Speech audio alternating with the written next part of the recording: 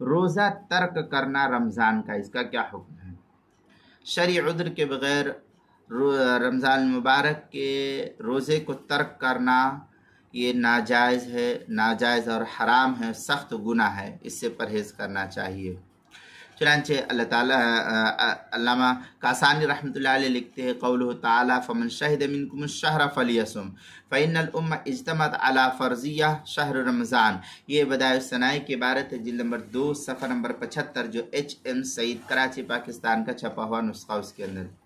دوسری صورت یہ کہ اگر کسی آدمی نے بلا عذر رمضان کے روزے نہ رکھے،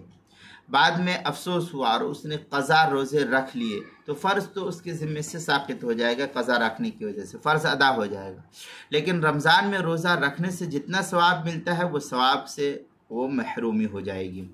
چنانچہ حضرت ابو ہریرہ رضی اللہ تعالیٰ عنہ سے ایک روایت اس طریقے سے نقل کی گئی ہے، فرمایا من افطر یوما من رمضان من غیر رخصہ ولا مرض لم یقضی عنہ صوم الدہر کلہ وان صامہ۔ یہ مشکوٰۃ المصابیح کی عبارت ہے، الکبائر کے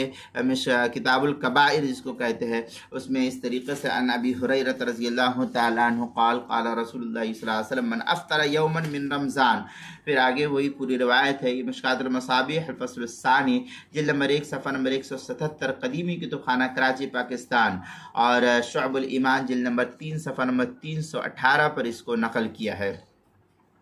مطلب یہ ہے کہ جس آدمی نے عذر اور بیماری کے بغیر رمضان کا ایک روزہ چھوڑ دیا تو عمر بھر روزہ رکھنے سے بھی ایک روزے کی تلافی نہیں ہو سکتی رمضان مبارک کی، اگرچہ قضا کے طور پر عمر بھر روزے بھی رکھ لے تب بھی رمضان مبارک کے روزے رکھنے کا اس کو ثواب نہیں ملے گا۔ یہ تفصیلی بحث جو ہے روزے کے مسائل کا انسائکلوپیڈیا جلد صفحہ نمبر 97 حروف تہجی را، عنوان ہے روزہ ترک کرنا، اس کے تحت جو یہ تفصیلی بحث نقل کی گئی ہے۔